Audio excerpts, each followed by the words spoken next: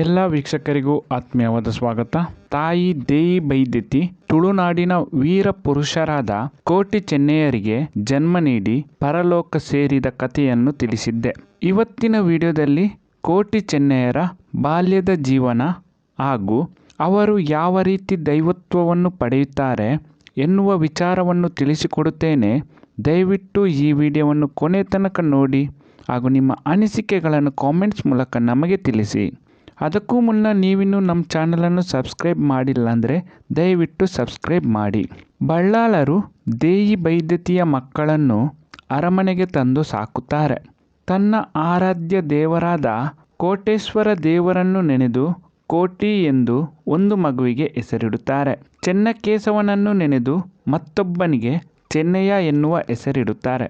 ಇದನ್ನೆಲ್ಲ ಸಹಿಸಲಾಗದೆ ಮತ್ಸರ ಹೊಂದಿದ್ದ ಬಳ್ಳಾಳರ ಮಂತ್ರಿ ಬುದ್ಧ್ಯಂತ ಎನ್ನುವವನು ಬಳ್ಳಾಳರ ತಲೆಕೆಡಿಸಿ ಆ ಮಕ್ಕಳು ಅರಮನೆಯಲ್ಲಿ ಇರುವುದು ಬೇಡ, ದೇಯಿ ಬೈದ್ಯತಿಯ ಅಣ್ಣನ ಮನೆಗೆ ಕಳುಹಿಸಿಕೊಡಿ ಎಂದಾಗ ಆತನ ಮಾತಿಗೆ ಮರುಳಾದ ಬಳ್ಳಾಳರು ಸಾಯನ ಬೈದನನ್ನು ಅರಮನೆಗೆ ಕರೆಯಿಸಿ ಆ ಮಕ್ಕಳನ್ನು ಆತನಿಗೆ ಒಪ್ಪಿಸುತ್ತಾರೆ.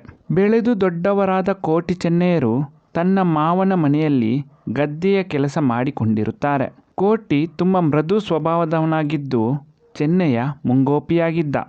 ಬಹಳ ಬುದ್ಧಿವಂತಿಕೆಯಿಂದ ವ್ಯವಹರಿಸುತ್ತಿದ್ದ ಈ ಮಕ್ಕಳನ್ನು ಕಂಡರೆ ಬುದ್ಧಿವಂತನಿಗೆ ಸಹಿಸಲಾಗುತ್ತಿರಲಿಲ್ಲ. ಅಲ್ಲೂ ಕೂಡ ಅವರಿಗೆ ತೊಂದರೆ ಕೊಡುತ್ತಿದ್ದ. ಸಾಯನ ಬೈದನ ಮನೆಯ ಪಕ್ಕದಲ್ಲೇ ಬುದ್ಧಿವಂತನು ವಾಸವಾಗಿದ್ದು ಒಂದು ದಿನ ಬುದ್ಧಿವಂತನು ಕೋಟಿ ಚೆನ್ನಯ್ಯರ ಗದ್ದೆಗೆ ನೀರು ಬಿಟ್ಟು ಕೋಟಿ ಚೆನ್ನಯ್ಯರು ಕಷ್ಟಪಟ್ಟು ಬೆಳೆಸಿದ್ದ ಬೆಳೆಯನ್ನೆಲ್ಲ ನಾಶ ಮಾಡುತ್ತಾನೆ.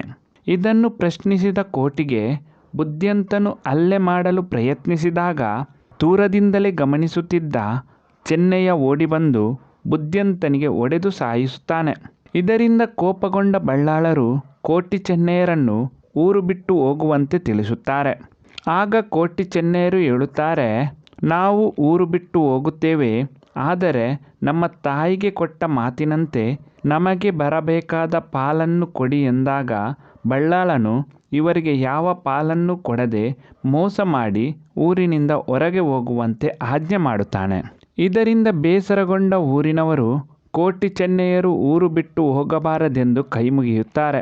ಆಗ ಕೋಟಿ ಚೆನ್ನಯ್ಯರು ಹೇಳುತ್ತಾರೆ, ಗುಲಗಂಜಿ ಕಾಯಿಯ ಕಲೆ ಮಾಯವಾದಾಗ, ಸುಳ್ಯಮಲೆ ಬಲ್ಯಮಲೆ ಜೊತೆಯಾದಾಗ, ಬೆಕ್ಕಿಗೆ ಕೊಂಬು ಬಂದಾಗ, ಕಾಗೆಯ ಬಣ್ಣ ಬಿಳಿಯಾದಾಗ ತಾವು ಖಂಡಿತ ವಾಪಸ್ಸು ಬರುವುದಾಗಿ ಹೇಳಿ ಊರು ಬಿಟ್ಟು ಹೊರಡುತ್ತಾರೆ. ತನ್ನ ತಾಯಿ ಹೇಳಿದ್ದ ಹರಕೆಯನ್ನು ತೀರಿಸಲು ಬ್ರಹ್ಮದೇವರ ಗುಡಿ ತಲುಪಿದಾಗ ಅಲ್ಲಿನ ಪೂಜಾರಿ ಗುಡಿಯ ಬಾಗಿಲು ಮುಚ್ಚಿರುತ್ತಾನೆ. ಒಂದು ಗಳಿಗೆ ಬಾಗಿಲು ತೆರೆಯಿರಿ, ನಮ್ಮ ತಾಯಿಯ ಹರಕೆ ತೀರಿಸಲು ಬಂದಿದ್ದೇವೆ ಎಂದು ಎಷ್ಟು ಬೇಡಿದರೂ ಸಹ ಪೂಜಾರಿ ಗುಡಿಯ ಬಾಗಿಲು ಮುಚ್ಚಿ ಹೋಗುತ್ತಾನೆ. ಆಗ ಬೇಸರಗೊಂಡ ಕೋಟಿ ಚೆನ್ನಯ್ಯರು, ನಾವು ನಿಜವಾಗಿಯೂ ಸತ್ಯವಂತರೇ ಆಗಿದ್ದರೆ ಬ್ರಹ್ಮದೇವರು ಬಾಗಿಲು ತೆರೆದು ಸ್ವತಃ ದರ್ಶನ ನೀಡಬೇಕೆಂದು ಭಕ್ತಿಯಿಂದ ಪ್ರಾರ್ಥನೆ ಮಾಡುತ್ತಾರೆ.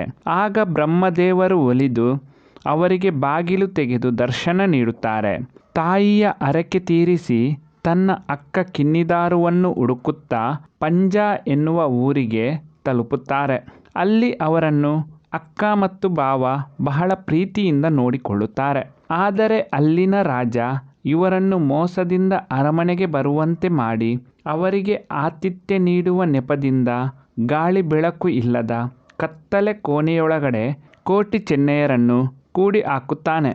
ಆಗ ಕೂಡ ಕೋಟಿ ಚೆನ್ನಯ್ಯರು ತಮ್ಮ ಕುಲದೇವರಾದ ಬ್ರಹ್ಮದೇವರನ್ನು ಭಕ್ತಿಯಿಂದ ಪ್ರಾರ್ಥಿಸುತ್ತಾರೆ. ಬ್ರಹ್ಮದೇವರು ಅವರನ್ನು ಕತ್ತಲೆ ಕೋಣೆಯಿಂದ ಹೊರಗಡೆ ಕರೆದುಕೊಂಡು ಬರುತ್ತಾರೆ. ಅಲ್ಲಿಂದ ತಪ್ಪಿಸಿಕೊಂಡು ಎರ್ಮಾಲ್ ಎನ್ನುವ ಊರು ತಲುಪಿದ ನಂತರ ಕೋಟಿ ಚೆನ್ನಯ್ಯನ ಬಳಿ ಹೇಳುತ್ತಾನೆ, ನಾವು ಕಾಯ ಬಿಟ್ಟು ಮಾಯ ಸೇರುವ ಕಾಲ ಬಂದಿದೆ ಎನ್ನುತ್ತಾನೆ. ಆನಂತರ ಅವರಿಬ್ಬರು ಎನ್ಮೂರಿನ ಶಿವ ದೇವಾಲಯದಲ್ಲಿ ಕಾಯವನ್ನು ಬಿಟ್ಟು ಮಾಯ ಸೇರಿ ದೈವತ್ವವನ್ನು ಪಡೆಯುತ್ತಾರೆ. ನಂಬಿದವರಿಗೆ ರಕ್ಷಣೆ ನೀಡಿ ಧರ್ಮವನ್ನು ರಕ್ಷಣೆ ಮಾಡುತ್ತಾ ತುಳುನಾಡಿನಲ್ಲಿ ವೀರ ಪುರುಷರಾಗಿ ಕೋಟಿ ಚೆನ್ನಯ್ಯರು ಮೆರೆಯುತ್ತಾರೆ. ಆನಂತರದ ದಿನಗಳಲ್ಲಿ ತುಳುನಾಡಿನ ಹಲವಾರು ಗರಡಿಗಳಲ್ಲಿ ನೆಲೆ ನಿಂತು ಭಕ್ತರನ್ನು ಸಲಹುತ್ತಾರೆ. ಈ ಮಾಹಿತಿ ಇಷ್ಟವಾದಲ್ಲಿ ದಯವಿಟ್ಟು ಈ ವಿಡಿಯೋವನ್ನು ಲೈಕ್ ಮಾಡಿ. ಮುಂದಿನ ವಿಡಿಯೋದಲ್ಲಿ ಹೊಸತೊಂದು ಕಾರಣಿಕದ ದೈವದ ಮಾಹಿತಿಯನ್ನು ನಾನು ನಿಮಗೆ ತಿಳಿಸಿಕೊಡುತ್ತೇನೆ. ಎಲ್ಲ ವೀಕ್ಷಕರಿಗೂ ಧನ್ಯವಾದಗಳು.